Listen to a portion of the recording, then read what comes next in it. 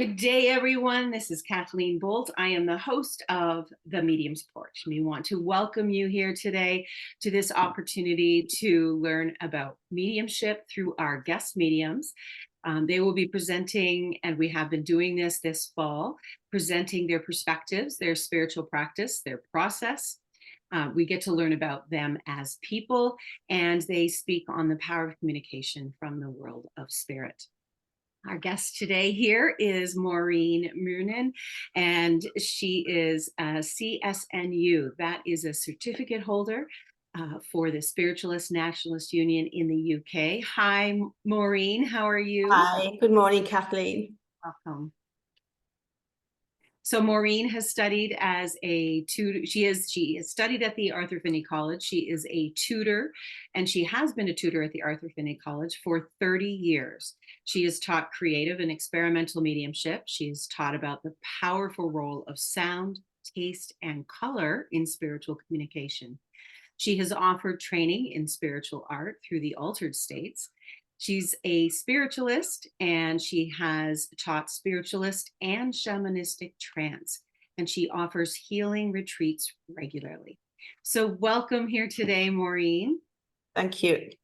Yeah, I have actually, this is our first time talking together, and I am grateful for the opportunity as referred from David. We had David on a show recently. Mm-hmm. I wanted to ask you with that very first question I want to ask everyone. What is it about mediumship that calls you back again and again? I think it's interesting that you actually use the word a calling, because I do believe that mediumship is a calling. It's far more than a job or a career. It's got to be something that's kind of internally fueled, something that's like a passion. I believe myself personally, from a personal level, that we probably bring it into this world with it, and circumstances and situations throughout our life kind of bring about a growth of that sensitivity, that mediumship. And I think it's once you understand about life after death, once you understand about the continuation of the human soul and personality, I think that itself is the call back. I think it's the call that suddenly makes sense of everything else that you've misunderstood or felt lost with, in previous times. It fills that gap. And I think that's what true callings are. It answers something at a much deeper level than what we can just merely think through everyday consciousness. And yourself, how would you explain your call? What is it inside of you, deep inside, that brings you to this work? Well, as I've said to you when we just had a chat for a couple of minutes, it's something that I feel I was born with, and I think many people are born with it to a greater or a lesser degree. But sensitivity is something that every soul is born with, again, to a greater or lesser degree. But it's something that we all have. But where mediumship is concerned, we're taking it that step beyond the psychic faculty, the psychic awareness. You take it that step further. And I think that I was born, and many other people will have been born, with this whole little bag of seeds of potential, of mediumistic potential. And maybe that's where our free will comes in. We choose whether or not we want to sow the seeds that's in that bag, or whether or not we don't. And I think that's where we're given that God-given free will, as to you decide the gifts are there. We will prove to you that they are there. You make the decision. Do you want to open up this field of growth, or do you want to leave it dormant? And that is totally our free will. Even we know that even those that work with us from the spirit world are not allowed to push us beyond our own personal aspirations. Right. So it's got to be a powerful thing, hasn't it? Yes. So as a teacher and tutor all these years, you have watched hundreds, thousands probably, of people that have developed this, have gone into their personal senses and developed. What is the biggest discovery you've made about mediumship as a result of observing this growth process? Okay, usually, very often anyway, when people come to the spirit world, come to sort of learn about the spirit world, come to the places like the Arthur Findlay College, is that you're taking this raw energy, and usually at this point there's very little confidence, especially for those who are at the beginning of their seeking. They feel there's something different about them. There's things that happened throughout their life that they can't explain, but they can't actually stick a label on it because they don't know enough about it. They've also got this other side of them that may be from family or culture or background, where they've got these outdated superstitions and folk tales about sensitivity and mediumship in particular. So they're kind of fighting that. They're fighting that part of themselves. They're fighting confidence. But there's something about this sensitivity within them that has brought them to the point where they're at least saying, I want to know more. I want to know, what is this that I feel? What is this thing inside of me that is like a hunger, that whatever else I do in my life, it doesn't quite fill that space. And from there, once we've got that little bit of knowledge, those seeds of knowledge put there to take away fear, that's the biggest usual obstacle at the beginning, is this fear and this lack of confidence, because those two combined will stop anyone who's at the beginning of their pathway from producing their best, because they feel they've got to be perfect right from the very beginning. Perfection is something we work towards. That's what the college is all about. What we come to look first of all is, are the basic seeds there? Is the potential there? If the potential's there, let's allow it to blossom. Let's show it how it can blossom in the most fertile ground we can produce, which is education, it's support, it's being there for them, to listen, to let them speak and know that people finally understand what they're talking about. So all of those things kind of are usually what we look for in the very beginnings when people are coming, that they come with some kind of expectation that I can flick a switch and there will be a medium. And I have to explain, no, the medium is within you. I can help you to unfold it. And then you decide where you want to go with it and how much you want to develop it. You know, no one can make someone something. You either are and you want to be, or you don't. Right. Does that make sense? Makes perfect sense. Absolutely, from a personal experience as well. Mm-hmm. The fear, that seems to be very dominant, obviously. Mm-hmm. Mm-hmm. How would and it's you... also the fear of failure, you know. They're not only feared of something they don't know enough about, but they're frightened of failing, because failure in the past for some people may have meant rejection. Right. And so our biggest fear is rejection, Right. Failure and rejection. So if there was someone listening today and they wanted to know what they could do on their own to, participate in that process of releasing that fear and bringing themselves to a state of trust, what would you recommend to that person? Well, you can educate yourself, to a certain degree. You can read endless books, which is what I did in the beginning. I think many of us start off by reading someone else's autobiography or their experiences, and it intrigues us, and then we read more. So it's good to get a background education about it. But I also think that we have to remember that we are reading about someone else's experiences. And for you to fully understand how your mediumistic energy is working and what's available, you need those experiences for yourself. That's the only things you will truly understand, is if you've experienced them yourself. Right. I like that you mentioned that it's more of a personal experience, right? And the fact that mediumship even is an experience, because from what I've come to understand is that when you're serving others in mediumship, you are learning and growing and in contact with spirit yourself. So you can't help but run up against an opportunity to grow and learn and develop your own spirituality. Absolutely. And I also like to remind students that, this search that we have for perfection and professionalism in our work, it's a never-ending journey.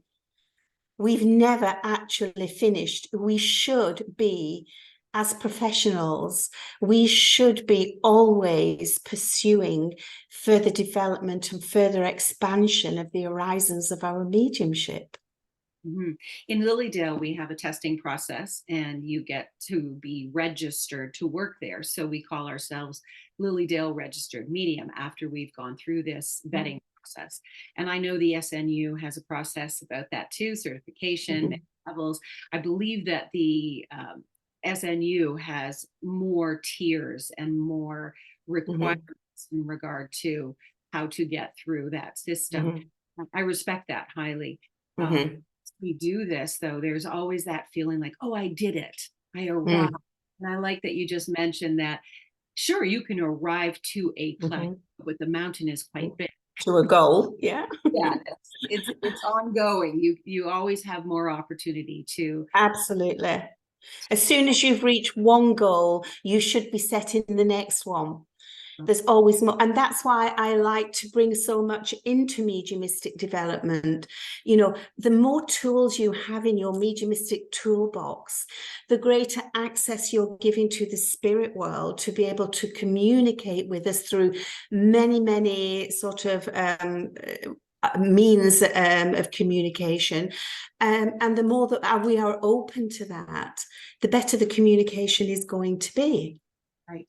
So we shut off some things. We use the 3 C's, clairvoyance, clairaudience, clairsentience, but we actually use all of our senses in our mediumistic communications. Many mediums will use the phrase, I can taste, or I smell. Which is all showing that all of the senses are being used by the spirit world in order to put across non-verbal communication. This is really just like another language we're learning.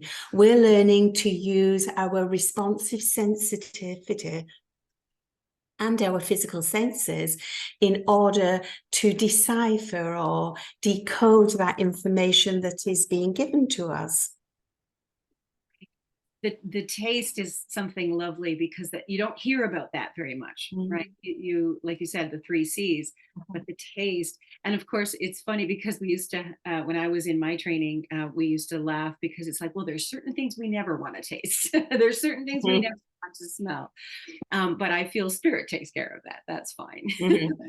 Absolutely. I think that they do too. I think that they know sort of how much we can take.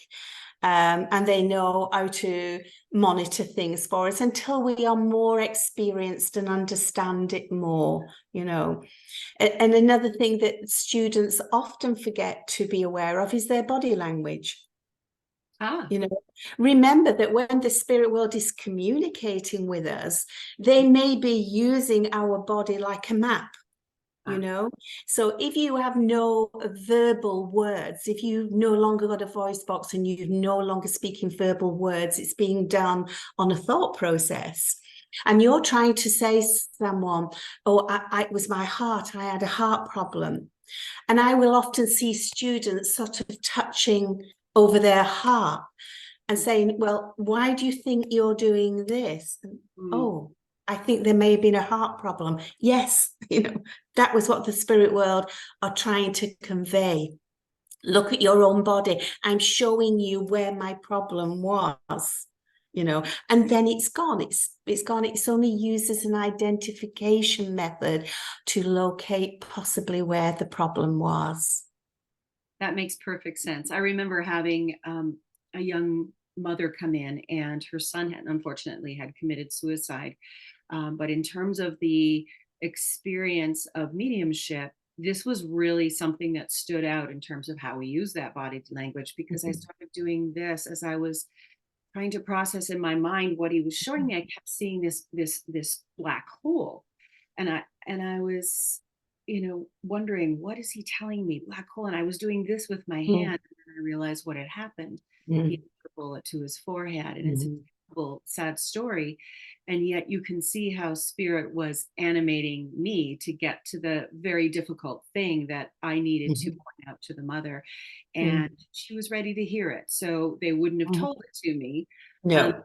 The mother was ready to hear it. And on a private one-to-one session, that is where you are able to get more personal, because no one else is hearing that, just you, the recipient, the communicator, and God. It is as simple as that. So you can get more personal.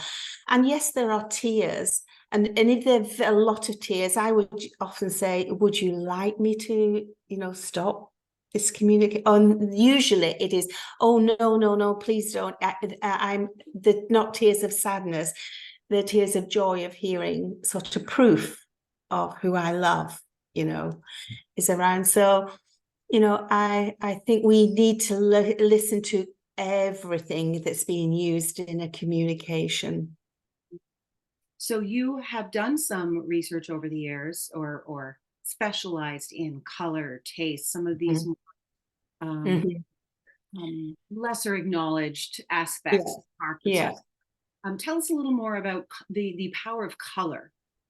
Well, I started off in my early days, even as a student days at the college, where I began to see flashes of color in people's aura, and it fascinated me. And I started to, the more I noticed it, the more I saw it. So then I decided, well, if I learn more about the auric energy field, I may understand why I'm seeing these flashes of color, which I did, and it helped. But then I needed to know, but how does this color affect us, and how are we creating this color? So then I needed to, I've actually got 2 diplomas in color therapy, because I wanted to see how color affects us from a physical, a psychological, emotional, spiritual level. And I found it all fascinating that colour is something that we cannot divorce ourselves away from. We're born into a world of colour. I did a colour workshop for some blind children many years ago. And when I was first asked to do this, and I thought, how's this going to work?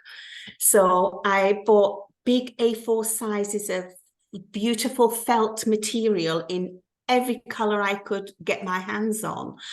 And in the little workshop, I had one little girl come out in front of the group, and I asked her, she'd never seen colour because she was born without any eyeball. She had the eye socket, but just skin.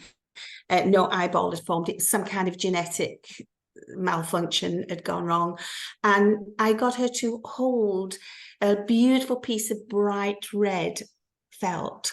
And I said to her, now, tell me, what does that make you think about when you hold that? And she thought for a minute or two, and then she said, my mum's kettle, because she'd burnt her fingers on her mother's hot kettle a few days before. She felt the heat in the fire colour in the red. And I thought, wow, that's fascinating. So I said, okay, that's great. So I gave her a piece of beautiful, same size, same felt material. So there was no difference in texture, just difference in color. And this time I gave her a piece of a beautiful aqua blue color. And I said, now, what does that one make you feel or think about? And she started laughing immediately, and she said, my holidays. her mum had taken her to the sea, you know, and she'd associated the water with the colour, which was absolutely correct. So from a mediumship point of view, how useful would that be if we could hear the language of colour and we could use other parts of our anatomy as well as our consciousness to understand what the spirit world are communicating to us? Wow. I love that. I mean, and you took something and pointed out through that experiment that we don't need to use our tangible eyes. Because I know you were mentioning that you actually, with your naked eye, so to speak, or your physical sense, were able to see spirit. Earlier, you were talking to your great grandmother as a person before you knew it was her. Absolutely. And so we think, a lot of people, I think, believe that as mediums, we see spirits in the room with us because our vocabulary sometimes sounds that's what's happening, but a lot of it's happening internally. And here you have these children that absolutely that frequency, that vibration, that relationship. I mean, this speaks to me of relationship as being a primary factor in the energy that we're doing as mediums. So as even when we're saying we see something, it's less about the seeing and more about the relationship. Feeling. Yeah, absolutely. Absolutely. This is where I find that students get held back, they get held up because they think clairvoyance means they've got to see spirit like, hi, I'm seeing you now in solid form. That rarely happens. It's more rare than you think. Mediumship works on two levels, subjective and objective. If it is an objective clairvoyance, you will see someone in front of you as if they're solid people and you don't know at that time that they're actually spirit until they disappear in front of you. Most mediums work efficiently on the subjective level, which means we see the images upon the screen of the mind. It's an internal vision. And the same applies, it works the same way with clairaudience, clairsentience. It's subjective and objective. Right. Wow. It is fascinating, isn't it? It is. I know there's probably some science behind it, right? When we talk about energy and frequency and things like that, consciousness. But sometimes it's just simpler to use what we know, which is the word see. And the absolutely. Absolutely. And like where color is concerned, remember that color, sound, and fragrance are all vibrational energies. We ourselves are vibratory beings. So any other vibration will affect our vibration. And color, sound, and fragrance are the most powerful of nature's vibrations, especially from a healing point of view, but also from a mediumistic point of view, where our sensitivities are awakened and alert. Then we can receive so much information. I tell my students that color is the language of light. Just as music is the language of sound, color is the language of light. And very often when you remembering that every color we see produces a sound, even when we don't hear it physically, it produces a sound. And that's why we used to have an old saying that you see a particular color or pattern and say, oh, that's a bit loud. Yeah, you remember? And that is because we have internally heard the sound. And every sound we hear also creates a color, you know, so that's why we associate certain sounds with certain areas or certain happenings in our life. It's all a bank of information and it's all available to us, and we need to learn to use everything. So our life experience feeds into our mediumship, does it not? Absolutely. It was one and the same person, one and the same soul. Right. So the more that you can have an activity and an awareness and an attunement to your own senses in the world, doing everyday human things. You can come and be human in your mediumship, and being human is to bring up these abilities that we already have. Absolutely. I mean, one thing that also mediumship training helps people with is to control it. I always remember when I first started on, one of my very first teachers at the college was Mavis Patilla. Ah, yes. And I remember Mavis saying to us, you know, when you come with the raw elements, it's uncontrolled mediumship. Training and development helps you to control that mediumship, to organize it, and to know when you're working, when you want your sensitivities heightened and switched on working, and when you need to live your everyday life, because there's nowhere in the contract of life where Spirit have asked us to be constantly in tune with Spirit, constantly alert and listening to Spirit. They know we've got a life to live as well that's as equally important as our developments of life. As a medium, would you say that our environment in our lives that we live outside of our service is important to also control or manage in some way?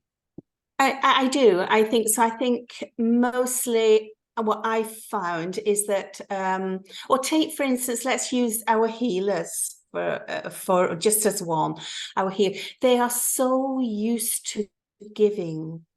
They're so used to being there as the needy, giving need to those who are in need, giving that attention, that they forget about themselves. They forget about their own development and about their own growth, on a physical level, material level, as well as a spiritual level. And mediums, unfortunately, today follow the same pattern. Mediums of old, if you look at our pioneers, they never did the amount of work that we do today.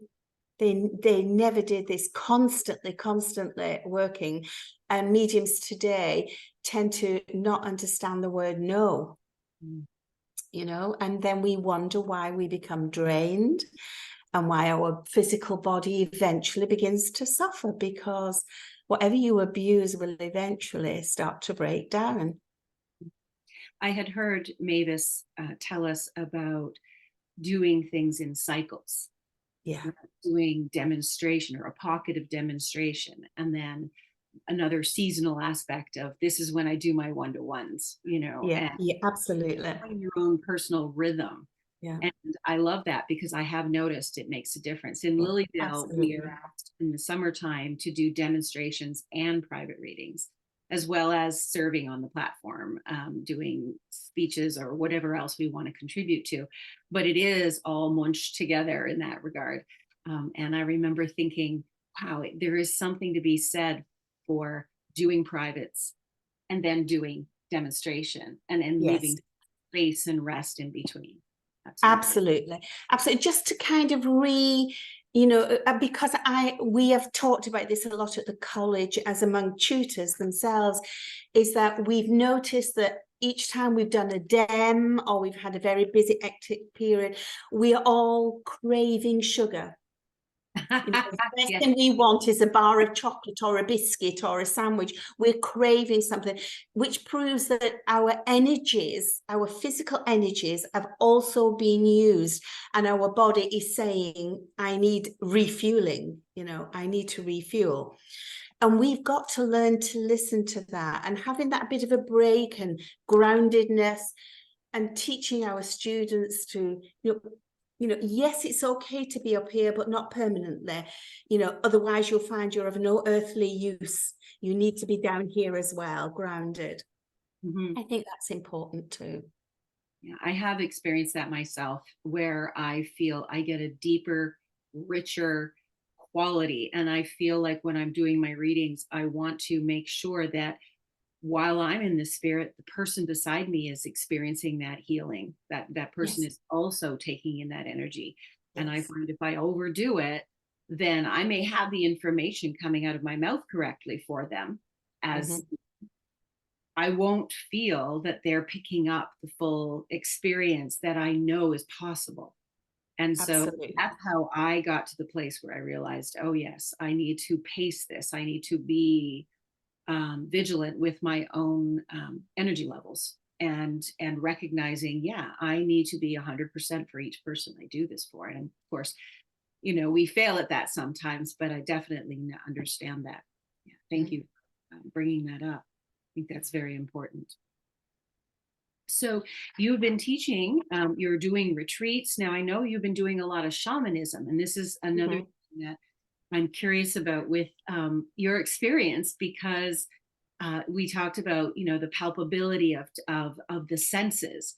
And shamanism, from my understanding, is something that is very connected to the physical experience in regard to activating the senses and being part of and integrating with spirit in all beings in all forms, including the animistic kingdom. So tell me more about your shamanism and your retreats and everything related to that.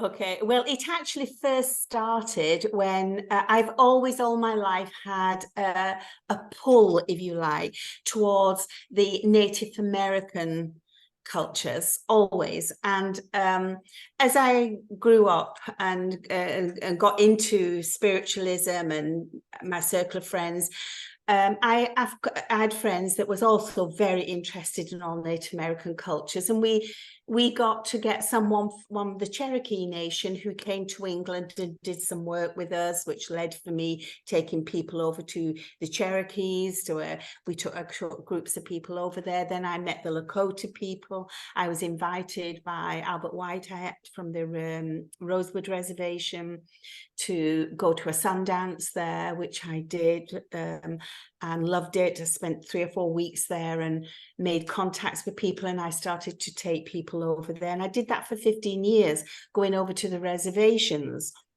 So if you like, even though they may not use the word shaman, they prefer medicine men or holy man. It is where if you like, my background, my basic background came to be about understanding the value of this connection between human, animal, nature, all of that. And I started to get this pull towards, first of all, I was reading something on Celtic shamanism, and it kind of started to make sense to me with my experience with the Lakota people and the Cherokee people. So I started to study it a little bit more. Then I realized, well, for me, I said to people at the college, it worried me a little bit that we bring people in from all over the world and teach them about how to communicate with the energies of the unseen world. And yet a lot of people don't know how to communicate with the spirits of the living world. And I thought, there's got to be a bridge here between the two, because the living world eventually becomes the invisible world, and those in the invisible world have been a part of the living world. There's got to be a connection here between it. And so for me, shamanism makes complete sense, that everything that I've experienced in childhood years and growing adult years is that nature's communicating with us, like color, like sound, like fragrance, and nature gives us all of those. Nature is communicating with us. Ancient peoples learned about medicines and about the way of living a balanced life through watching the animals. The animals are our greatest teachers. I totally agree with shamanism that every living thing has a consciousness and a spiritual value of some kind. It has to be, it's a part of our created world. And I can't think for one moment that God created something that was unnecessary. Right. And I think that this connection was something that we have to find. It's not all about spirits from the invisible world. It's about uniting the spirits. All spirit of all worlds is beneficial to those of us who work with that which is unseen. Learn to communicate with what is seen. It will make it much easier to communicate with what is unseen. Does that make sense? perfect sense in my own experience, for sure. I wanted to bring something forward because very often when we think of shamanism, or I say we as in those that think that way, um, there's a lot of ritual. There's a lot of formality around the structuring of the experience. As a spiritualist, we don't use or need or feel the requirement for ritual. So how do you bridge or bring those two together? Because I believe there is no need to have all this over the top ritual. Shamanism for me, and this is why for quite a lot of years I kept coming to shamanism and then going back away from shamanism, because contemporary shamanism got in the way a little bit for me. I don't like anything over the top. For me, it's all got to be very natural. And for me, I thought shamanism was about everything natural. You know, if there does no need for all this faff and ritualism and things. Really, our life is a ceremony, and the way we live that is an indication of how we relate to everything else that lives on this earth. And as I kept walking away from it, and one day I was at the college, and it was when Glyn Edwards, I was working on his weeks, and we used to do a thing called Sitting in the Power every morning. For 1 hour, we would sit in the power of spirit. And it was on one of those mornings that the spirit world came very close to me when I was in a deeper state, and said to me, go back to shamanism, but do it your way. It's your path.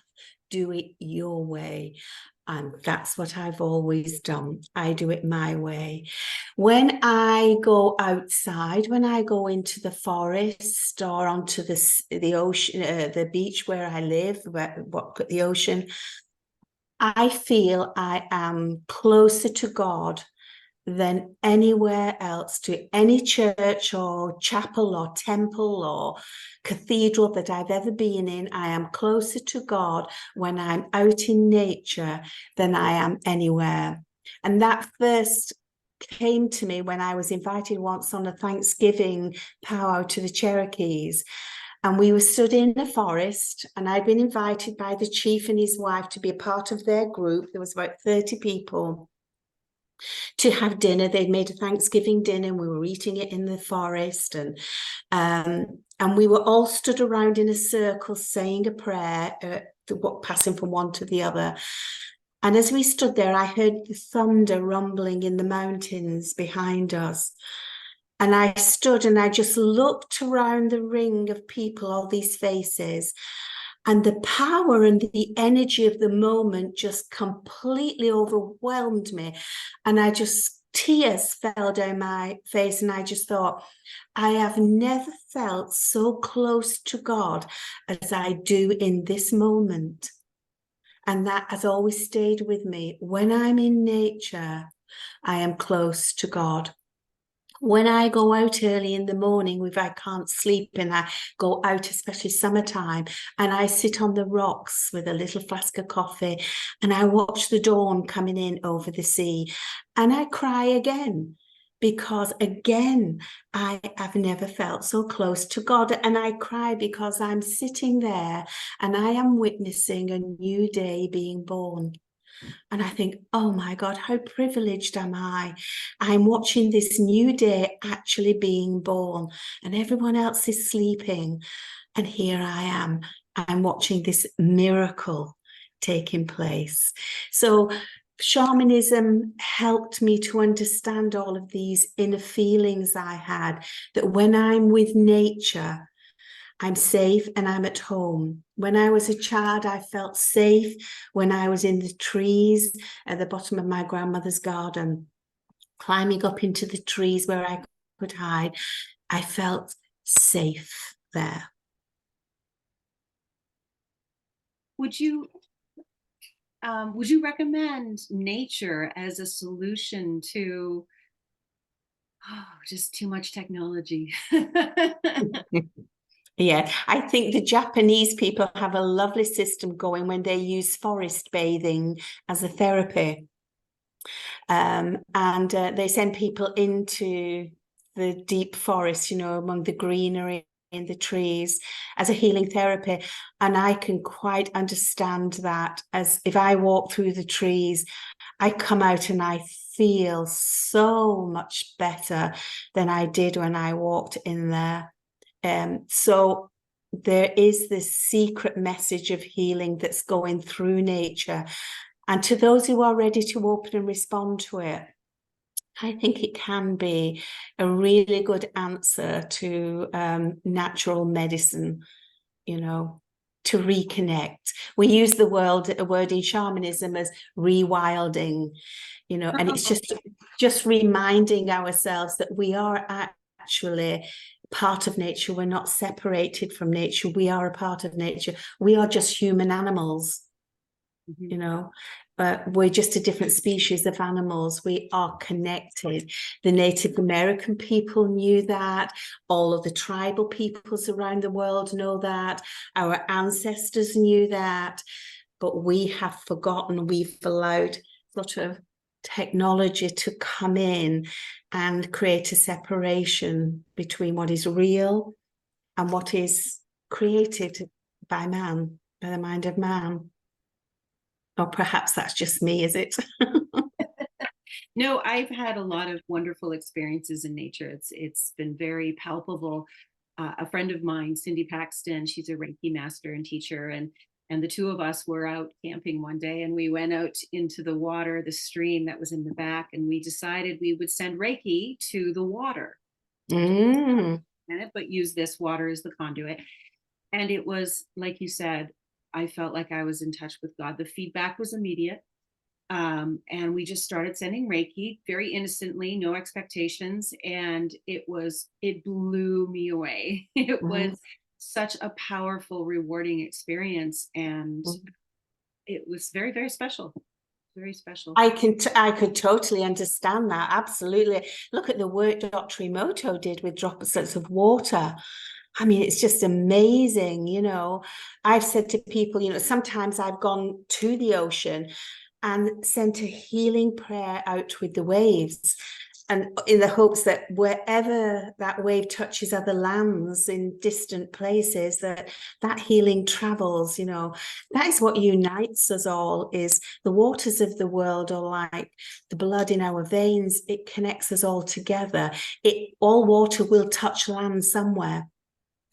Right. You know, I love your idea of that, putting healing into the water. That sounds to me like a beautiful thing to do. Yeah, we had started by standing in the water, and we just decided, hey, let's send Reiki to the water, because there's some water that are suffering from toxins and this type of thing. It was just an idea, and we went with it, and it was very, very special. The other thing that I've become more aware of, and I think it's been news around and about Facebook and elsewhere, the studies that they're uncovering about the trees and their communication with each other, with their roots and the fungi, and you know, the bacteria, and the way that they all work together as a harmonic unit.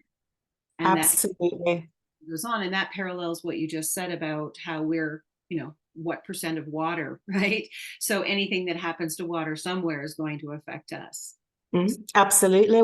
We are an ocean internally, you know, 80% water, and they say we've as much salt in our bodies as the ocean has. That's why our tears, saliva, everything is salty. It's, you know, we're everything, all the elements contained into one package. And we connect with every other element, and everything on this earth is made of the same 4 elements: earth, air, fire, and water. So many people come to Lilydale because they like how it makes them feel. You know, they like there's water there. They like that there's trees there, and the flowers, of course, too. But I would imagine that many of them don't even realize the depth and scope of how they're being affected by that location, because there is yeah. And they might not even realize that they're actually being called to that place because nature is ready to communicate with them.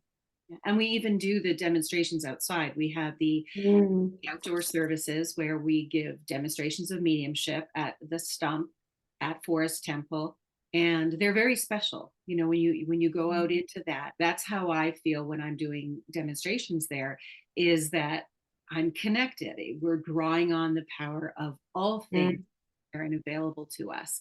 You know, we're not just relying on ourselves or thinking and hoping and praying that spirit shows up, which of course they will. Have you been to Lilydale? No, I haven't. No, I haven't. I've heard a lot about it because you're very well established at Lilydale. I know that. And some very powerful mediums from our pioneers have had such strong connections with Lilydale. It was one of the original focal points for spiritualism. It's a very beautiful, the land itself is really, I do feel called by the land. Absolutely. And how beautiful to be a part of it is that because you responded to it.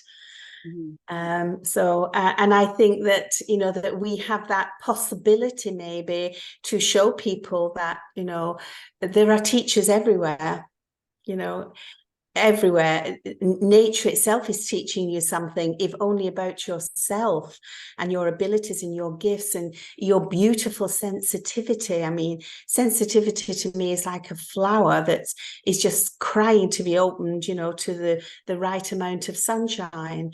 And if we can look at our sensitivities as being that, I mean, it takes me back to my very, very early days, which you probably heard yourself with Mavis Patilla, when, as I said, she was one of my first tutors at the college. And she used to talk often about us being like pearls, you know, in the oyster. Yes. And the pearl only forms in the oyster because of all the agitation of the grains of sand, you know, over a long period of time, which is what life is doing to us. And because, you know, only on my about third time I was at the college with Mavis, and she gave us all an assessment, and I really was a really sort of novice student at that time. And in front of all the class, she did say to them, look, she said, I can tell you all now. She said that this lady, you know, meaning me, she said, this lady will be a tutor at the Arthur Findlay College. She said, and I'll go further and say she will be a course organizer. Wow. And all my students, including myself, all my fellow students went, oh! And so many times over the years, they've come to me and said, Mavis was right, wasn't she? Mavis was correct. So I always think that Mavis was the first one who saw my pearl. She was the one who helped me to open that shell. And if we can do that for others, how special is that? Because it changed my course of my life for the better. You know, brought out that desire to be a true ambassador for the spirit world. I love that word, ambassador. Yeah. Mavis has been a real pivotal point in my life and in mediumship as well, but also my personal spirituality, and really honing in and bringing my attention to the fact that this is a spiritual process. I think I knew that. I think I was drawn, I was aware of that. There was just something about taking it to the next level, as we'd say here, taking it to the next level and letting me understand the integrity of which I was able to pull from the experience, but also add to the experience of doing this work. And she was one of the first people that allowed me to, I guess we could say, spiritualize, but really recognize, like you said, being able to influence somebody, even if it's, you know, the first time and only time in their life they have a mediumship experience, that I had to take that seriously, right? That Absolutely. I'm responsible in the giving of and using of this gift to be present for others in a way that, if it's their first and last time with the medium, they've walked away better because of it in some way. So, absolutely. Totally agree. And that is what it's all about. I teach my students now to remember that we are in a very privileged position. You know, a person who comes for a reading, very often the medium is the last person they'll go to. You know, may go and see the doctor first, who will give them tablets if they're grieving, which makes them drowsy and not feel part of life. Or they'll go and see a priest or a vicar who will give them perhaps some spiritual help, spiritual guidance. Somewhere along the line, someone will say to them, have you thought about going to see a medium? And they'll come and find you. And then at that point, they have lost hope. They've lost all hope. How many times, I can't tell you how many times I've had mothers sit in front of me and said, when she died, I died that day as well. But God makes me walk about and keep breathing. And you know that they've lost hope. But when you can give them some information to prove that that mind that they loved is certainly not gone and certainly not still, but is able to relay information before death and after death that's happening to the family, you see that hope come back into their eyes. Well, if they're somewhere, that means I will see them again. And that's life-changing. I think that's life-changing, because we have to remember that grief is on both sides of life. When we lose one person to the spirit world, that's what we've lost one person from our family. That person who's gone to spirit has lost everyone. They've lost their whole family, friends, colleagues. They've lost everybody in that last breath. So how do they feel? So mediumship is not only about healing the grief of the living world, but it's also about healing the grief of the non-living world as well. Yes. That's how I feel. That's how I see it. Yeah, and that's that natural progression spiritualism talks about, right? When our spirit, we go into our full spirit at that point in a way that we can still learn, we can still grow. I have a question for you about some of the things that I've come across over time where people have said spirit goes over into the spirit world, and when they come back to speak with us, they bring their personality. And they're the exact same. They need to be the exact same as they were. Because I've had the experience where, yes, that happens. I've also had the experience that when they go into the spirit realm, that they have this sense of being more.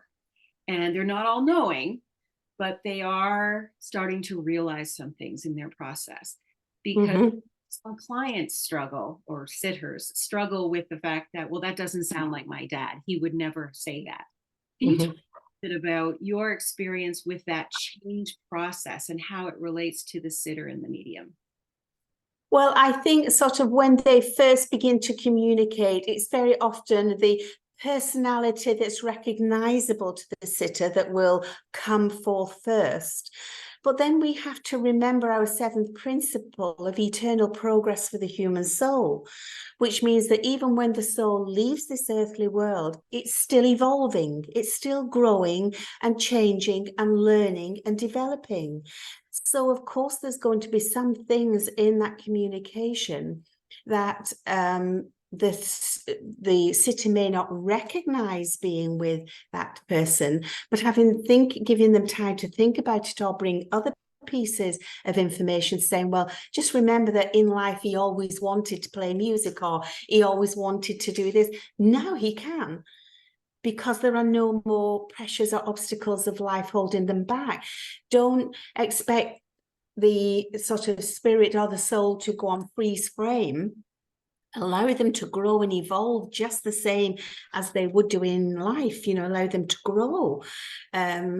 Because hopefully, I'm hoping that's what I do when I go to the spirit world, that my learning doesn't stop. I'm hoping my learning accelerates. There's so many things I want to know about, So, I think that, yes, of course, they're changing and growing because they're eternally evolving. We get rid of our physical form. We go into the spirit world. What do you feel is going on there when they say, oh, I'm playing pool, or I'm playing the music I've always wanted to play? I mean, there is nothing physical there. Do you have a way of grasping? Yes, they're using that terminology. This is how I understand that terminology. So we understand they're active and busy and they're engaging in activities growth. How does that manifest? Have you ever given any thought to what that looks like, or how that feels, or how that even happens, and why they use Yes. that?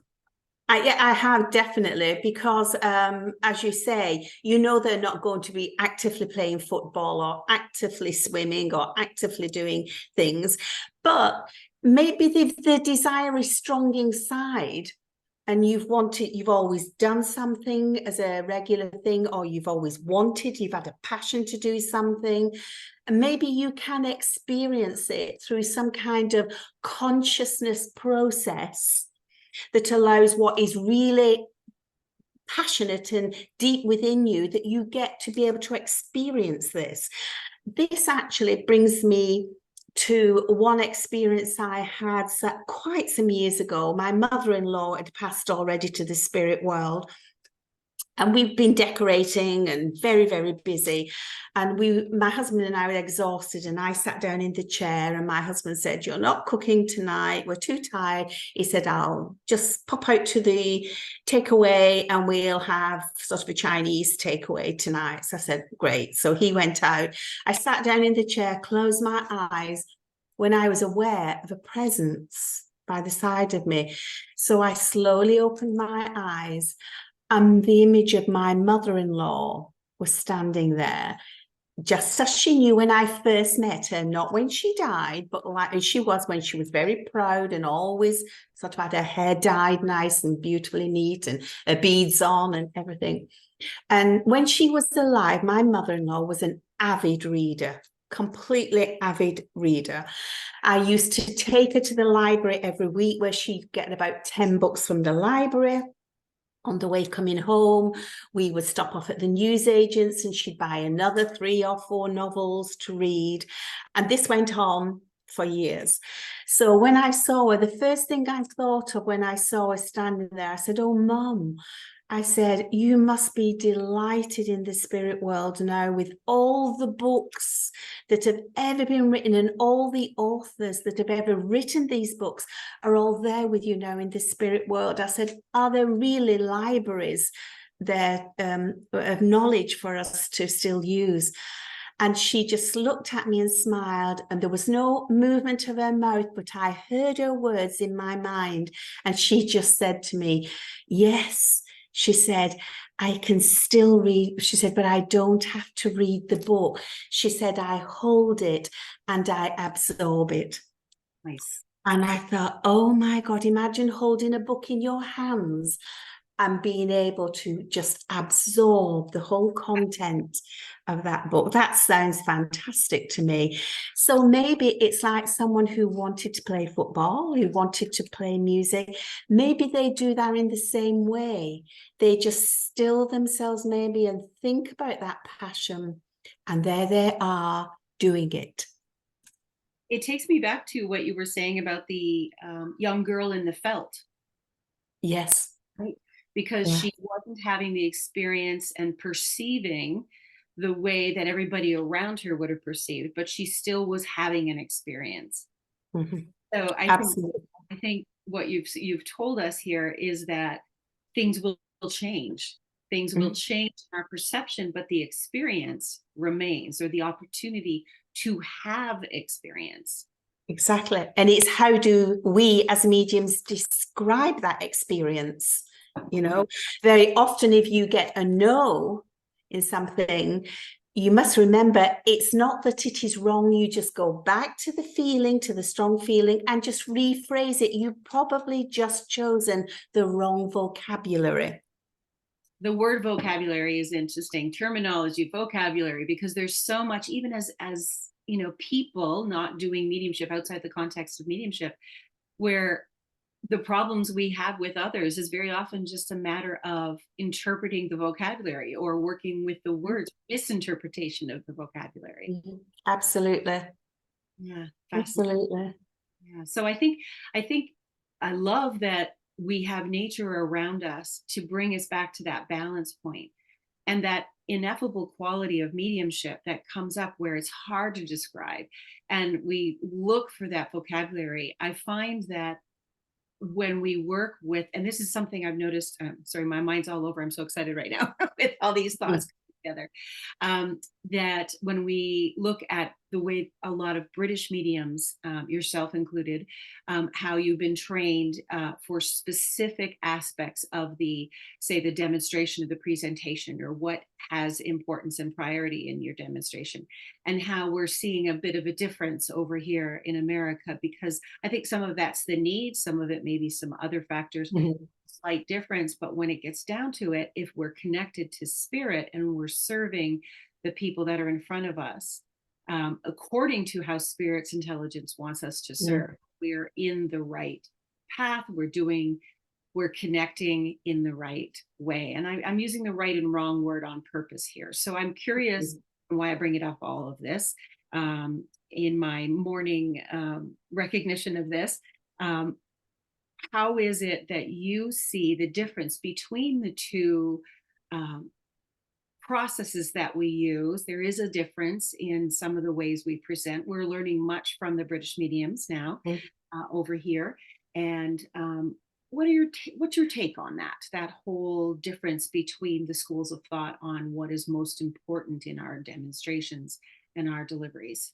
I think maybe we've made some kind of a rod for our own back, as they would say in older days, is that we kind of put psychism, the psychic faculty, as the kind of the lesser value one, which is now, thank goodness, completely reversed. And one thing we say to all students is the psychic faculty is the key into the doorway of your mediumship. You can't have one without the other. You need to have a highly developed psychic awareness.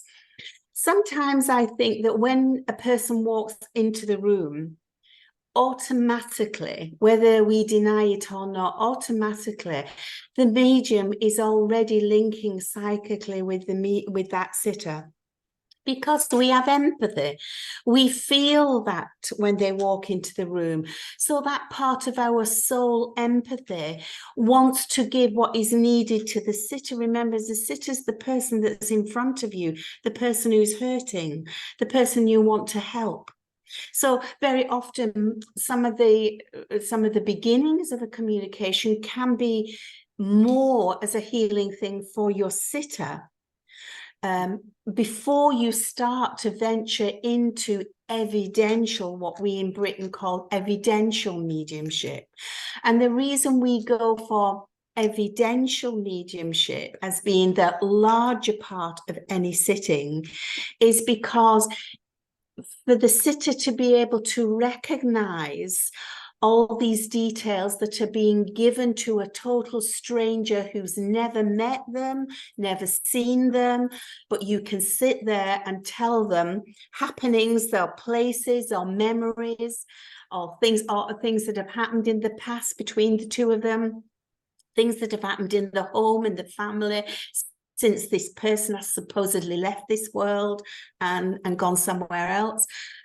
We use evidence for that reason, to prove beyond measure that, it's got to have come from somewhere else. If the medium has no knowledge and never met this person, this information has got to have come from somewhere else. And that, for us, is the purpose of the sitting. But I wouldn't undervalue anything that's given from other levels of mediumship. Our psychic ability, psychic faculty is part and parcel of our mediumship.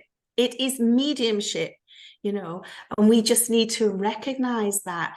So we give what is needed.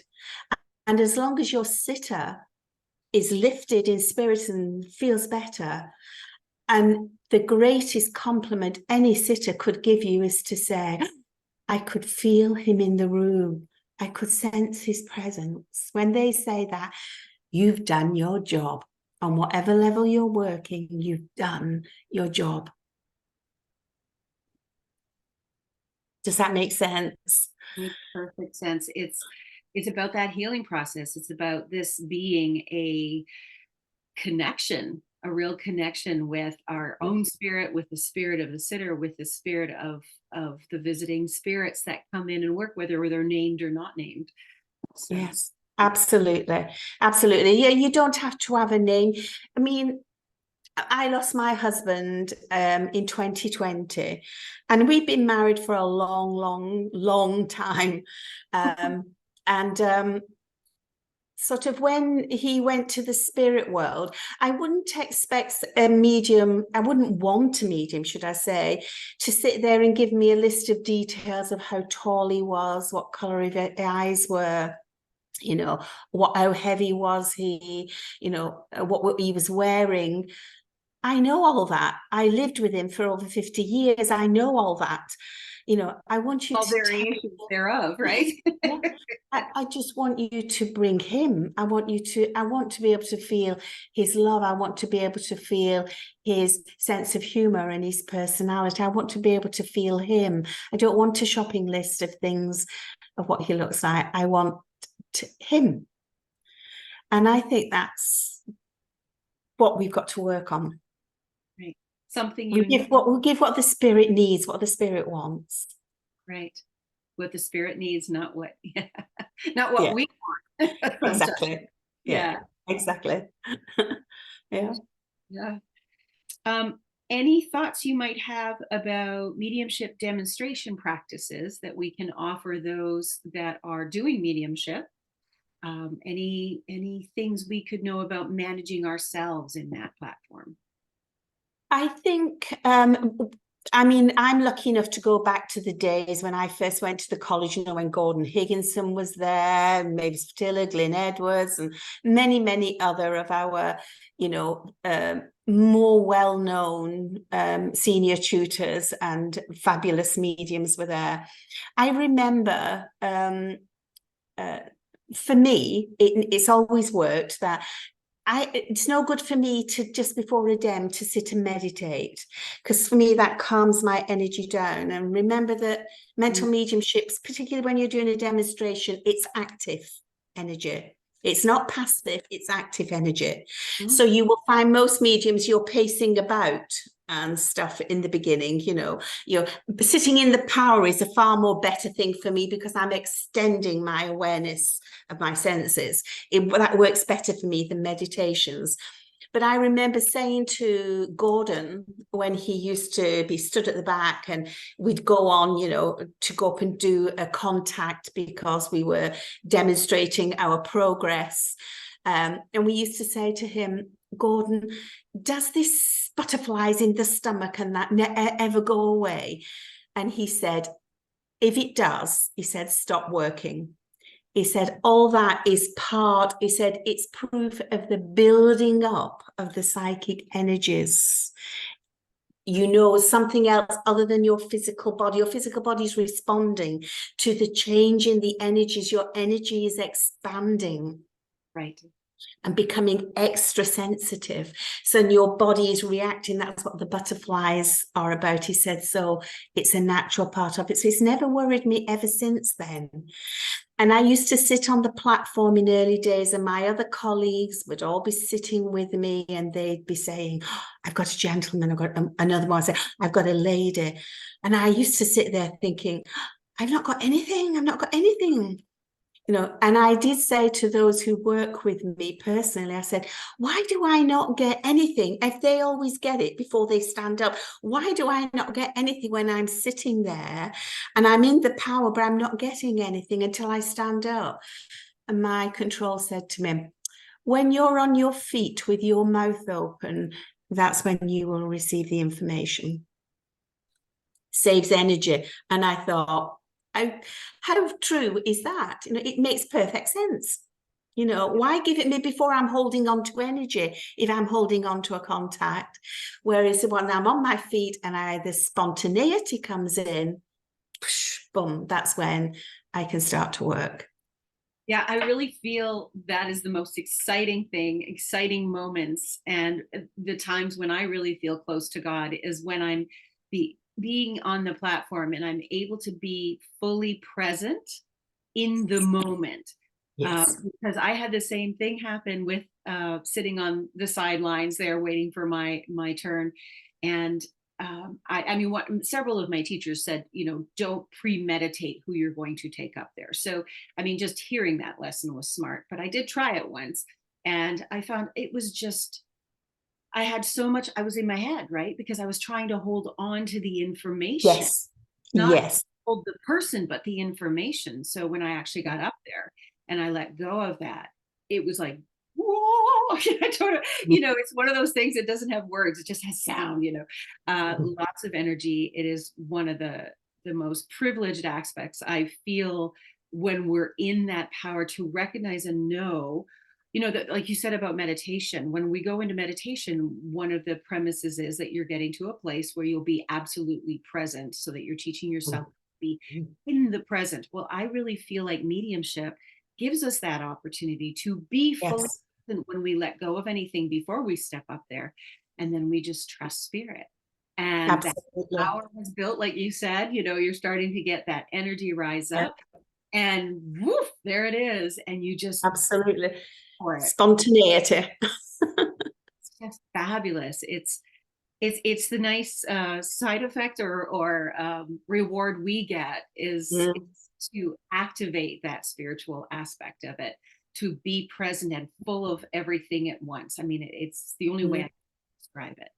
And it's in that moment, isn't it, when you actually feel the power of the spirit move you. There's a wholeness to it, and it's just a shifting of awareness, but then you're not even really doing that. It's just there. It's just coming. And it's so magical. Before we close, I want to ask you one more question. I could talk to you forever here. It's exciting as we go here. But I wanted to ask you, for our audience sake, a lot of people talk about sitting in the power. A lot of people talk about meditation.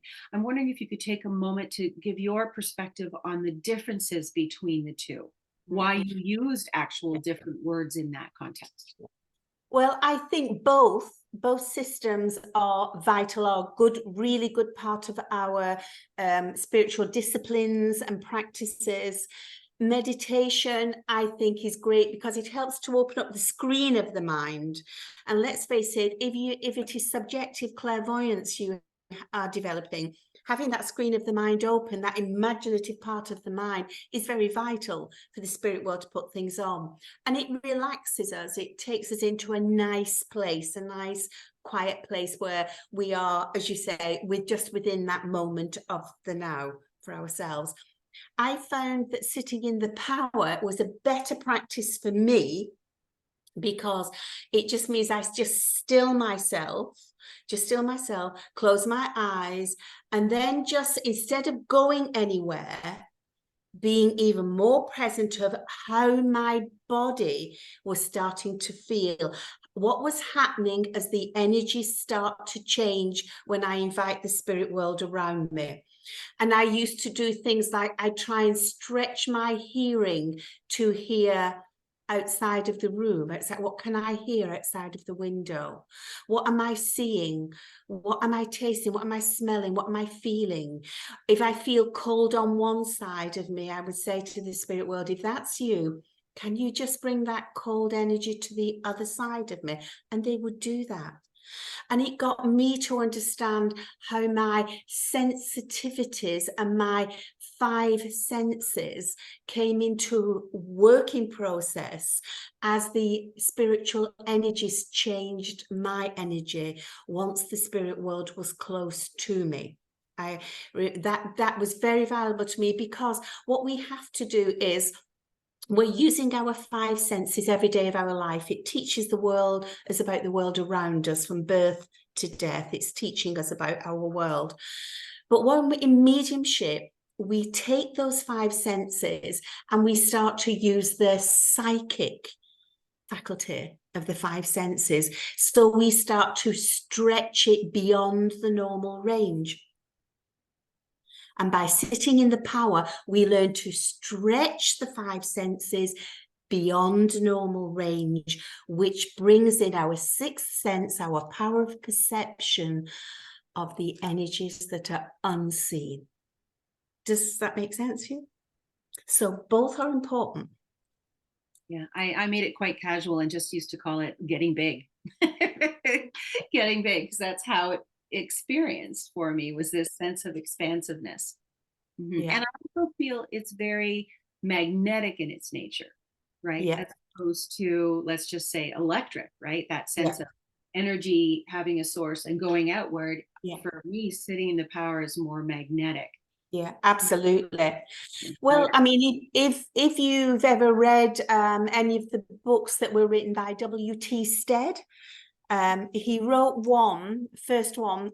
He was actually a very well-known spiritualist and an orator, everything. And he used to go over to America a lot to do lectures and talks about spiritualism. But unfortunately, he took his last trip on the Titanic and he went down with the Titanic. But he dictated a book through his daughter in trance, and it's called The Blue Island, which is a lovely little book if you've never read it, because it tells you what happens after, you know, they were all in the water and where they went to afterwards. But the second one he did, which he explains about how the spirit world communicate through the medium. And he uses phrases like they step into the aura of the medium. And if the medium's aura is developed and expanded, it makes it much more easy of them for enter that zone to be able to communicate more clearly.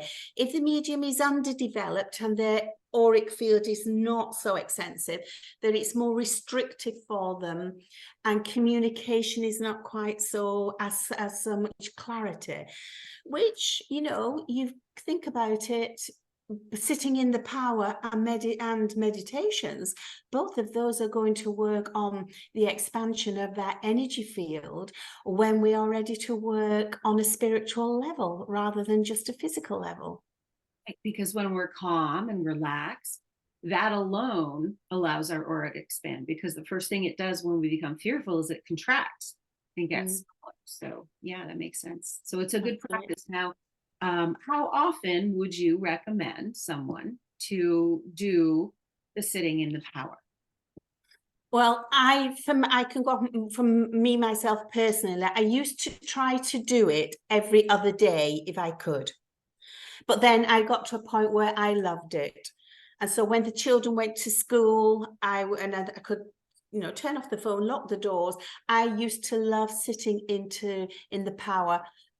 Oh, and I'd had some wonderful experiences with the spirit world doing that. So it kind of became addictive to me, really. So I used to every other day, but I usually say to students, try to do it 2 or 3 times a week at least, if you can, even if it's only for 30 minutes. And everyone can spare 30 minutes in their daytime. I mean, to be truthful with you, you know, if I've been at the college and that, I've even gone and sat in the bathroom, sat on the toilet seat and just sat there and gone into the power, because it might be the only place where you're going to get a little bit of privacy and peace and quiet. So it just, you know, if it's only at half an hour a day, it makes a tremendous difference. I think we tend to forget, we expect to call upon the spirit world who work with us and say, right, ready to work, are you here? We need to give them an opportunity to blend with our energies. Never so much more as when you're dealing with trance, but with any form of mediumship, give them the opportunity to learn how to blend with your personal energies. Then they know how you work and they know how you react when they start to bring different energies and information, how you're reacting to it. So that's why I think it is so important that we do these disciplines. Right. It makes the collaboration easier. Absolutely. Yeah, absolutely. The greater the blending, the greater will be the outcome. Awesome. Awesome. I'm so grateful for your knowledge, for your years of experience, that you're willing to speak with us today. I hope our audience here has learned much from our conversation today. Absolutely. Thank you very much. Yeah, Thank you for inviting me. I've really enjoyed it, and lovely to meet you, Kathleen. oh, thank you, Maureen. It's been blessed. It's been lovely. So those listeners that are tuning in here, we are saying goodbye to Maureen, unfortunately for now. Hopefully we'll get a chance to meet each other in person at some point. And our listeners, I want to thank you for tuning in today. Lilydale through the winter is not active on the grounds, but it is active online. So if you want to look up lilydaleassembly.org, lilydaleassembly.org, you'll be able to see what classes and activities are going on in Lilydale. I want to thank you all for tuning in. In a couple of weeks, we'll be interviewing someone else. And in the meantime, if you're a medium, enjoy the power of spirit. And if you're not a medium, enjoy the power of spirit. Exactly. Be well. Thank you very much. Thank you, Maureen. Have a wonderful Christmas. Oh, thank you. And you too.